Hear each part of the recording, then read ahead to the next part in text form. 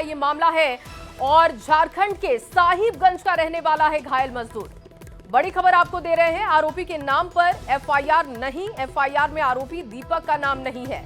नाम पता होने के बाद भी एफआईआर में अज्ञात लिखा गया। घायल व्यक्ति के बेटे ने दर्ज कराई एफआईआर। राजस्थान का रहने वाला है आरोपी।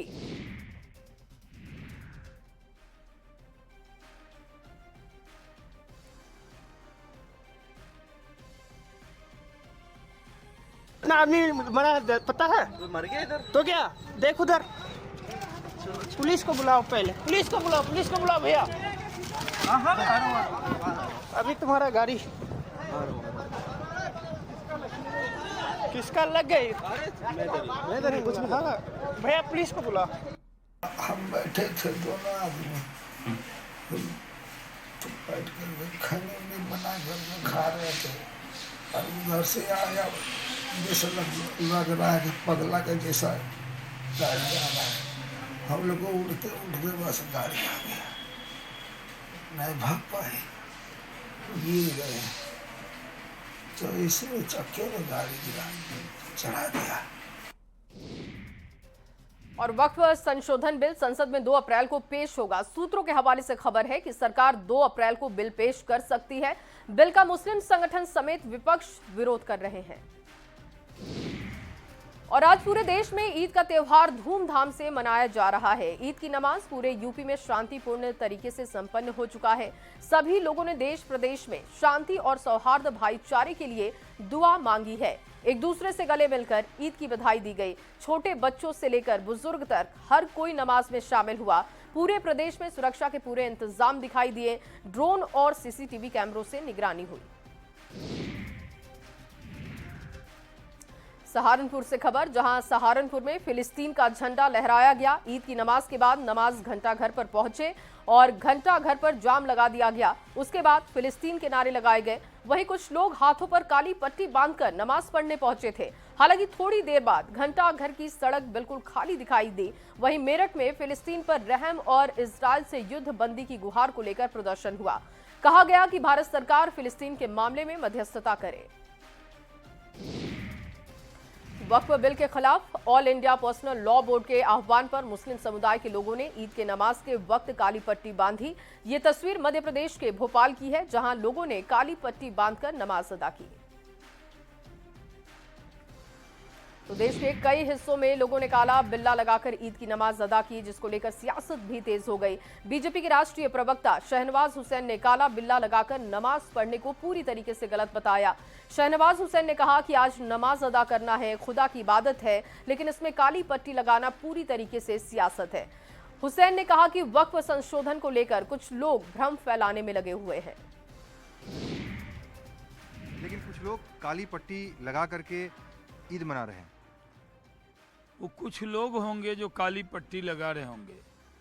नमाज खुदा और बंदे के बीच का मामला है, ये इबादत है, और काली पट्टी लगाना सियासत है। तो जो लोग काली पट्टी बांध रहे हैं वो नमाज के दिन भी सियासत कर रहे हैं। अरे नमाज को छोड़ दो, एक दिन सियासत करना है काली पट्टी का, पूरा काला कपड़ा पहन लो, कोई रोक रहा है? लेकिन नमाज के दिन काली पट्टी लगाना ये कहाँ जायज़ है? जिन लोगों ने किया है वो सही नहीं किया। लेकिन मैंने पार्लियामेंट के सामने जो जामा मस्जिद है उसमें नमाज अदा की। वहाँ पर कैमरा के भी लोग थे, एक भी काली पट्टी नहीं थी। इसका मतलब जिसने नहीं लगाई वो काली पट्टी वाले कम हैं। वहीं देश भर में प्रेम और भाईचारे का त्योहार ईद धूमधाम से मनाया जा रहा है। हालांकि इस दौरान कई जगहों पर कुछ लोगों ने काली पट्टी लगाकर ईद की नमाज अदा की है, जिसको लेकर अब सवाल उठाए जा रहे हैं। पूर्णिया में भारी सुरक्षा व्यवस्था के बीच पूर्णिया मेडिकल कॉलेज स्थित ईदगाह में लोगों ने काली पट्टी बांधकर ईद की नमाज अदा की और वक्फ बोर्ड में संशोधन के विधेयक का विरोध जाहिर किया। भागलपुर से खबर, जहां भागलपुर में भी सुल्तानगंज के दिलगौरी ईदगाह मैदान सहित मस्जिद में ईद की नमाज अदा की गई, लेकिन यहां भी बड़ी संख्या में लोगों ने काला बिल्ला लगा रखा था। ये सभी लोग वक्फ में संशोधन विधेयक का विरोध करने के लिए पहुंचे थे। इन लोगों का आरोप है कि विधेयक के माध्यम से एक समुदाय विशेष को टारगेट किया जा रहा है।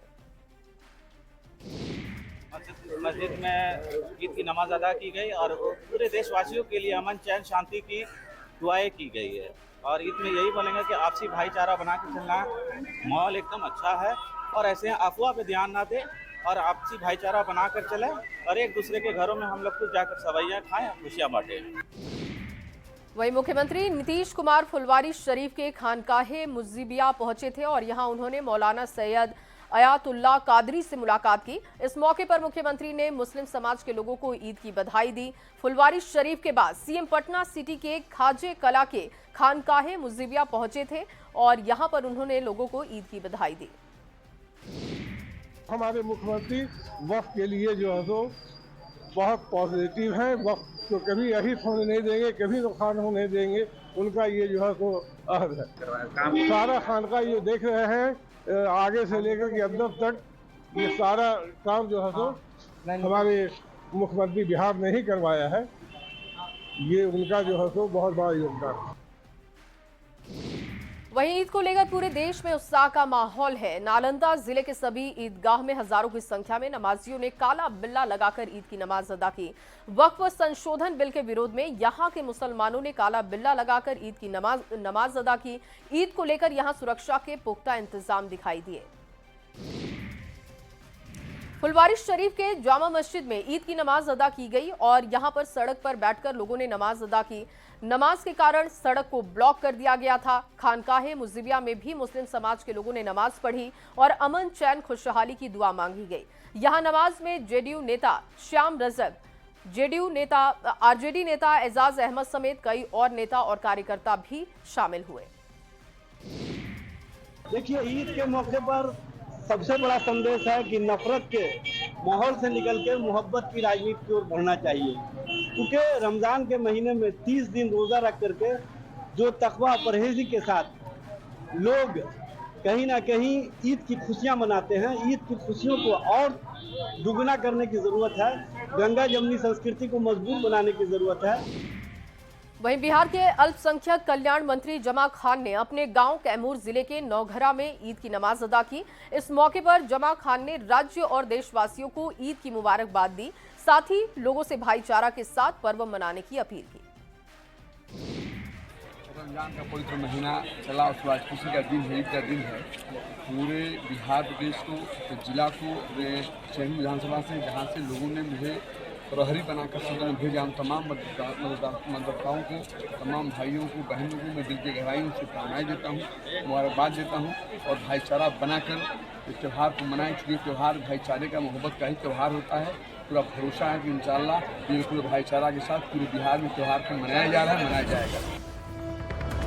दरभंगा से आपको बता दें, पथराव मामले में पुलिस का एक्शन सामने आ चुका है। ये बड़ी खबर, पुलिस ने 6 लोगों को किया गिरफ्तार। पथराव मामले में बड़ा अपडेट दे रहे हैं, पुलिस ने 6 लोगों को गिरफ्तार किया। 45 लोग नामजद बताए जा रहे हैं। और अगली खबर दरभंगा से है। अच्छा, पुलिस ने 6 लोगों को गिरफ्तार कर लिया है। ये देखिए, बड़ी खबर आपको दे रहे हैं। पथराव का मामला है, जिस मामले में बड़ा अपडेट यह है कि 6 लोगों को गिरफ्तार किया गया है, 45 लोगों को नामजद किया गया है और पुलिस लगातार इस मामले में एक एक कड़ी को खंगाल रही थी। सीसीटीवी फुटेज खंगाले जा रहे थे और अब जाके पुलिस के हाथ देखिए सफलता लगी है, जिसमें 6 लोगों को गिरफ्तार, 45 लोगों को नामजद बनाया गया है। डिप्लॉयमेंट भी हम लोगों ने कर दिया, स्थिति बिल्कुल नियंत्रण में है। कभी कोई स्थिति अब वहाँ पर ऐसी कुछ नहीं रह गई है। और जो स्थानीय हमारे चौकीदार थे, पदाधिकारीगण जो वहाँ पर गए थे, उनके द्वारा जिन लोगों को पहचाना गया, उनको स्पॉट से ही अरेस्ट करके लाया गया है और जिनकी पहचान एस्टेब्लिश्ड है, उनको नेम्ड एक्यूज्ड बनाते हुए कुल 45 लोगों के विरुद्ध एफआईआर दर्ज कर लिया गया है, जो सुसंगत धाराएँ हैं संबंधित।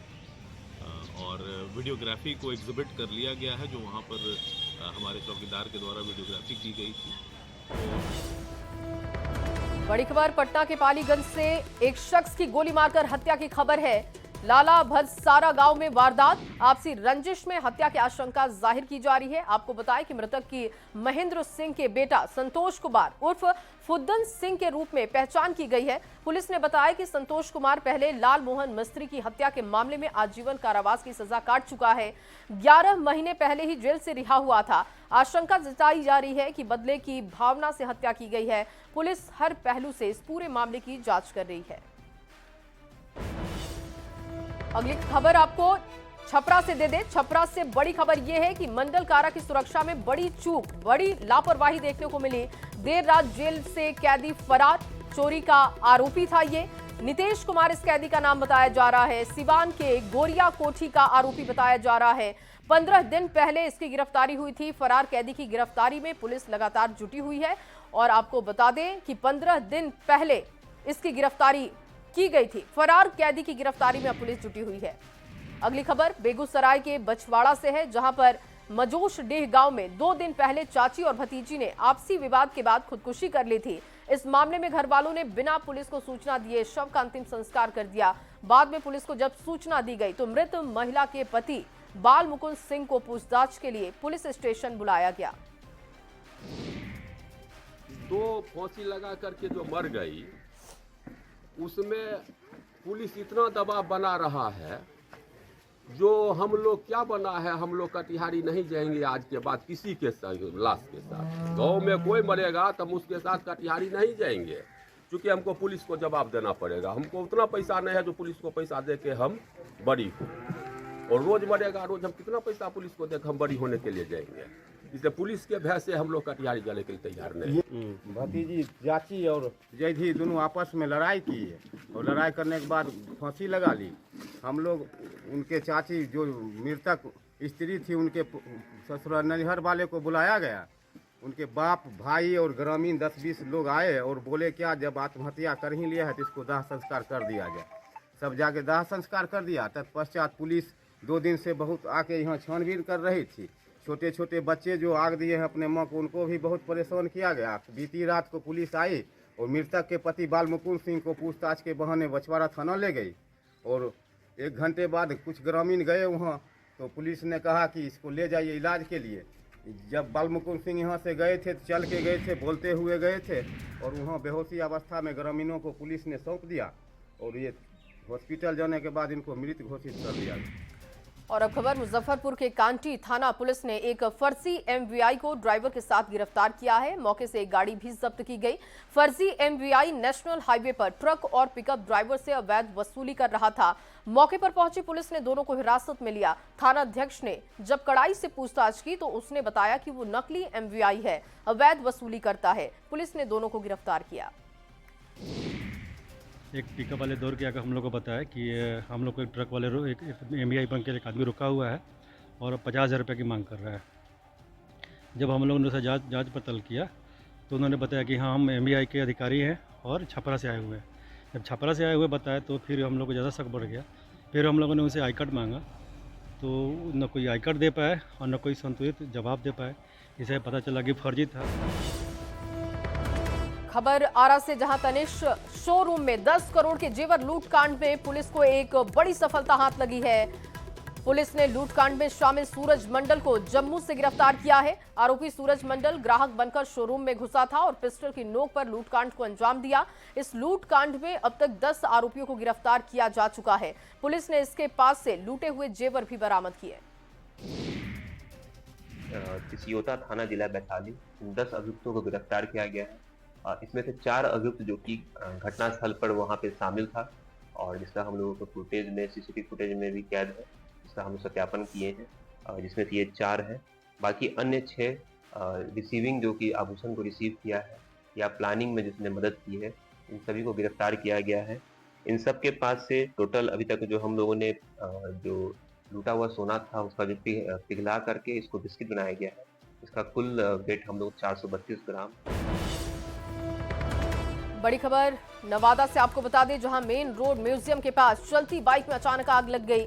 बाइक चला रहे युवक ने बाइक से कूदकर अपनी जान बचाई। आग इतनी तेजी से फैली कि देखते ही देखते बाइक जलकर खाक हो गई। तकनीकी खराबी या शॉर्ट सर्किट से आग लगने की आशंका जाहिर की जा रही है। और अब गया से बड़ी खबर दे आपको, फर्नीचर गोदाम में भीषण आग की खबर है। लाखों का फर्नीचर जलकर खाक। करीब 1 घंटे तक मची रही वहां पर तबाही। 3 दमकल की गाड़ियां जब वहां पर पहुंची तो आग पर काबू पाया गया। शॉर्ट सर्किट की वजह से आग लगी हो सकती है, इसकी आशंका जाहिर की जा रही है। अगली खबर कटिहार से आपको दे, जहां अहमदाबाद के मेघू टोला गांव में भीषण आग लग गई। चूल्हे के राख से एक घर में आग लगी और देखते ही देखते आग ने कई घरों को अपनी चपेट में ले लिया। बताया जा रहा है कि गांव में फूस और बांस से बने 100 घर जल चुके हैं। लाखों की संपत्ति और कई मवेशी भी जल गए। गांव वालों और दमकल की टीम ने आग पर काबू पा लिया है। अगली बड़ी खबर रांची से, जहां सीरम टोली फ्लाईओवर विवाद गहरा गया है। सरना स्थल के दोनों गेट से रैंप हटाने की मांग हो रही है। 5 अप्रैल को होगी आदिवासी समाज की बड़ी बैठक। कल पुलिस और आदिवासियों में झड़प हो गई थी। हमें बहुत तकलीफ है। हमारा धार्मिक स्थल को छीना जा रहा है, बर्बाद किया जा रहा है। आदिवासी का पहचान ही धार्मिक स्थल से होता है और कहीं ना कहीं इस राज्य का सरकार नहीं चतेगा तो हम लोग झारखंड तमाम ऐसा सड़क में लड़ने का भी काम करें। हम लोग का छोटा सा मांग है कि सरना स्थल के पास जो धार्मिक स्थल है उसके बगल में जो रेम है उसको हटा दिया जाए। पहले का जो डीपीआर था उस डीपीआर में केएफसी से आगे रेम उतारने का प्रपोजल था। इसमें अखबार के भी माध्यम से हम लोग के पास अखबार का भी कटिंग है। आनंद फानंद में इस राज्य का सरकार हो या कंपनी के द्वारा सरना स्थल और आदिवासी का स्थिति को मिटाने के लिए लगे हुए हैं लोग। अगली बड़ी खबर हजारीबाग से चौपारण में भीषण सड़क हादसा हुआ। 2 ट्रक की जोरदार टक्कर और इसके बाद ये बड़ा सड़क हादसा सामने आया है। ट्रक चालक घंटों केबिन के अंदर फंसा रहा। घायल चालक की अभी तक पहचान नहीं हो पाई है। ये स्थिति ये है कि वहाँ अगर प्रभारी थाना प्रभारी महोदय नहीं होते तो किसी को जान बचाना भी संभव नहीं है। ये थाना प्रभारी का देन है। इनके कार्य कुशलता का मैं धन्यवाद देता हूँ कि अपने गाड़ी से उन्होंने लोड करके कम से कम हॉस्पिटल तक पहुँचाए। सरकारी हॉस्पिटल व्यवस्था के नाम पर ध्वस्त, किसी तरह को कोई व्यवस्था नहीं। और संवेदक तो एकदम रोड बनाने और संवेदक का तो पूछिए ही मत। जितना इनको ये किया जाए कम ही होगा। 6 लाइन रोड 6 लाइन जो बन रहा है उसमें सारा अनियमता ही हो रही है। किसी तरह का कोई पब्लिक का कोई काम नहीं, ना कोई गाड़ी वाले का रोड कट रहे हैं कि चौपारण का जो है वो घाटी मौत का घाटी हो गया है। और यहाँ ना चौपारण प्रखंड सबसे बड़ा प्रखंड है और एक भी ना हॉस्पिटल में एम्बुलेंस है। एक रोड में NHI के द्वारा रहता था, वो भी एम्बुलेंस को यहाँ से हटा दिया गया है। आज आदमी जीवन और मौत के बीच जूझ रहा है। बड़ा बाबू अपने गाड़ी में पेशेंट को ला हॉस्पिटल में ला रहे हैं। पार्ट जो सेंट्रलाइज्ड है तो वो जिला स्तर से और राज्य स्तर से चलाया जाता है। तो हमारा जो एम्बुलेंस यहाँ पे जो मिला हुआ था पहले से वो विगत 2-3 महीने से खराब है और बनने के लिए गया हुआ है। और उसके अलावा कोई और एम्बुलेंस है नहीं। एक एम्बुलेंस हम लोग को मिला हुआ है विधायक निधि के तहत से, तो उससे भी हम लोग चलाते हैं, लेकिन उसका भी स्थिति अच्छा नहीं है। बहुत दिन से मेंटेनेंस भी नहीं हुआ है और दिन भर में मतलब एक्सीडेंट आएगा, एक बार में 3-4 आ जाते हैं। तो एम्बुलेंस से तो हम लोग एक को व्यवस्था दे सकते हैं, बाकी जो रहते हैं उनके साथ। और इस वक्त की बड़ी खबर, सरायकेला खरसावा में पति ने पत्नी और बेटी की हत्या कर दी। तलवार से पत्नी और 5 साल की बच्ची पर हमला किया।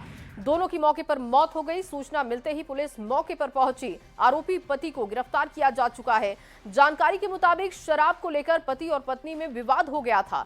फिलहाल पुलिस ने मामला दर्ज कर आगे की कार्रवाई शुरू की। और अगली बड़ी खबर आपको दे, चक्रधरपुर रेल मंडल के राज खरसावा और बड़ा बावो स्टेशन के बीच हादसा हो गया। ट्रेन की चपेट में आने से 5 साल का बच्चा और एक युवक की मौत की खबर है। रेलवे ट्रैक में बैठकर फोटो खींचने के दौरान यह हादसा हुआ है। जानकारी के मुताबिक चाचा अपने भतीजे को साथ लेकर गांव के पास रेल पटरी पर फोटो खींचने के लिए बैठा था। इस दौरान साउथ बिहार एक्सप्रेस ट्रेन आ गई और इससे वो दोनों ट्रेन की चपेट में आ गए और दोनों की मौके पर जान चली गई। सरायकेला से बड़ी खबर, सरायकेला खरसावा पुलिस को बड़ी सफलता हाथ लगी है। नक्सली के नाम पर रंगदारी मांगने वाले 5 अपराधी गिरफ्तार किए गए। 1 पिस्टल, 5 जिंदा कारतूस, 7 मोबाइल और माओवादी के नाम पर लेटर हेड पर्चा बरामद हुआ है।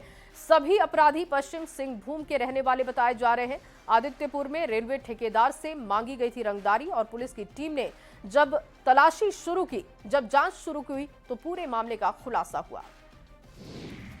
हथियार का भय दिखा के जो वहाँ पे साइड में जो लोग थे उनके साथ मारपीट की गई और नक्सली संगठन के नाम पे रंगदारी मांगी गई। उसके बाद भी लगातार फ़ोन कर उनसे रंगदारी मांगी जा रही थी। इस घटना को कारित करने वाले 5 अपराध कर्मियों को गिरफ्तार किया गया है और उनके पास से 1 देसी कट्टा और 1 गोली, धमकी देने के लिए प्रयुक्त मोबाइल फ़ोन, धमकी देने के लिए प्रयुक्त पश्चिमी सब जोनल कमेटी भारत की कम्युनिस्ट पार्टी माओवादी के नाम का लेटर हेड पर्चा, 6 मोबाइल फ़ोन, एक बाइक और धमकी देने के लिए जो शिम प्रयुक्त की गई थी, जो कि इनके द्वारा दांतों से चबा दी गई है, उसको बरामद किया गया है।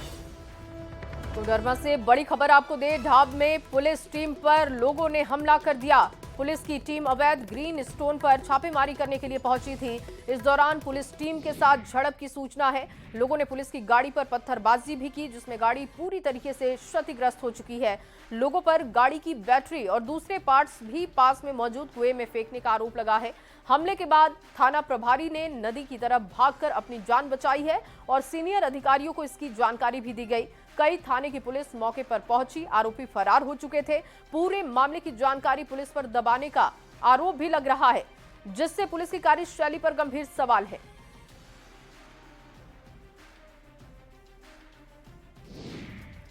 अब आपको हजारीबाग लेकर चलते हैं, जहां पर कटक मंडासी प्रखंड के बचरा और लालाकुदर के कई एकड़ जंगल में आग लग गई, जिसकी चपेट में आने से पेड़ पौधे जलकर नष्ट हो रहे हैं। आग तेजी से फैलती जा रही है, जिससे कि पर्यावरण को भारी नुकसान भी हो रहा है। ग्रामीणों के अनुसार महुआ चुनने के लिए जंगलों में आग लगाई जाती है, जिससे हर साल इसी तरीके की घटनाएं देखने को मिलती हैं। स्थानीय लोगों का आग बुझाने का हर प्रयास नाकाम हो रहा है, लेकिन तेज हवा और सूखी लकड़ियों की वजह से ये आग और भी फैलती जा रही है। आगजनी की घटना की सूचना वन विभाग को दी गई। विभाग के अधिकारी आग बुझाने के लिए जरूरी कदम अब उठा रहे हैं। तरफ से अपील है कि कई सौ एकड़ में आग लगी है वन भूमि पर, और इसको संज्ञान में लिया जाए और सख्त कार्रवाई की जाए चिन्हित करके लोगों को, और ग्रामीण क्षेत्रों में और जंगली और पहाड़ी क्षेत्रों में लोगों को सूचित करके, हालांकि विभाग द्वारा सूचित भी किया जा रहा है लेकिन लोग नहीं मान रहे, इसलिए उन पर कानूनी कार्रवाई की जाए। और जो जंगल में महुआ पेड़ है उस पर तेंदुपत्ता की तरह राजस्व वसूली के लिए कुछ नियम कानून बनाए जाए। जंगल में महुआ चुनने के कारण आग लगा दिया गया, उसमें बहुत सा पौधा जो है से जल गया है, करीब 2-4 एकड़ में। इसलिए सख्त उसके पास कार्रवाई किया जाए। हम बचरा का आंचल है, 100 एकड़ नहीं लेकिन फिर भी 5-7 एकड़ के अंदर में आग लग के पूरा पौधा बर्बाद हो गया। और चलिए इन्हीं तमाम खबरों के साथ इस बुलेटिन में बस इतना ही। आप बने